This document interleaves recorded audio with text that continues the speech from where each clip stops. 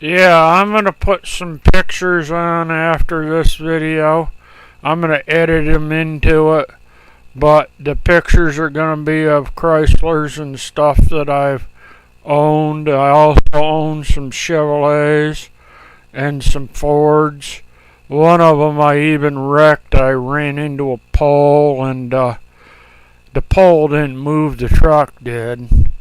But I've had some Fords I rebuilt. I rebuilt a 351 Windsor. I rebuilt a 351M, a big block. That thing would only get like 5 miles to the gallon, even with normal cam and carburetor. It had a 2 barrel on it, but it didn't get no fuel mileage. It had big tires and everything. It was like a 1978. That was the worst thing I ever seen, except for the 1985 pickup truck I had. No matter what you could do, it'd always get 15 miles to the gallon, even with an overdrive tranny. And four-wheel drive, the tires lasted longer than the engine and the tranny. That was one of the worst vehicles I ever had. It was a red and white pickup truck. I had a cream-colored Fifth Avenue that was my father's. That thing was like almost brand new when I was forced to get rid of it. Then the guy cracked it all up anyhow. Ruined it. I have some other vehicles and stuff there. I think I still have a book on how to rebuild small block Chryslers and stuff. This is just an update. Have fun. Gator Red 157.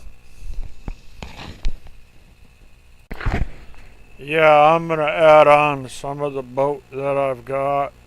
And I didn't build it. I bought it from a place that guy, my relative, died on the way back from dropping it off. I had to go through a whole estate thing to get it. I had to pay the bill, and then the IRS wanted the money that was left for the bill, so I just handed them the check and just signed it. But I ended up with a boat. I ended up with part of his contract. It's a high performance engine. I just knew how to run them and how to work on them. I didn't build them, but I built Mercuries and stuff, so I knew what I was looking at. I knew if I didn't buy it then, I'd never have the money to buy it because of my mother's estate was coming to an end too at the time. His estate just happened.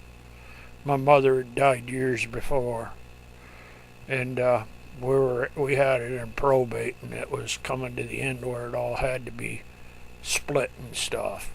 So I happened to have that amount of money that I could just purchase the thing outright, just take it away, and they didn't know what to do when I signed over the repair check and just handed it to the IRS. Said, here you go, it's yours. And that's how it ended up.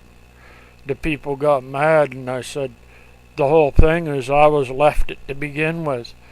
The guy had full insurance. Why didn't they just pay for this stuff? The guy's going to do it anyhow.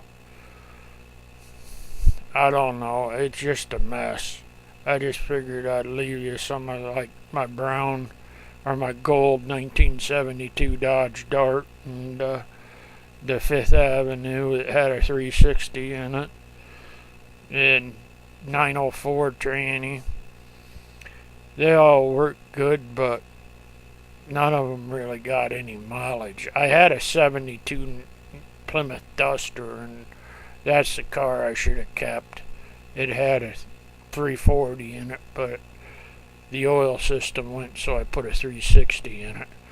And then I put a 440 in it, and that was the biggest mistake I made. It was heavy, and it got about like 351M did, 5 miles to the gallon, and had the wrong gears in it, and stay with the engine that went with the car. and make sure you had the right gears in the rear to match it. That's all my idea. Just an update. Gator Red 157.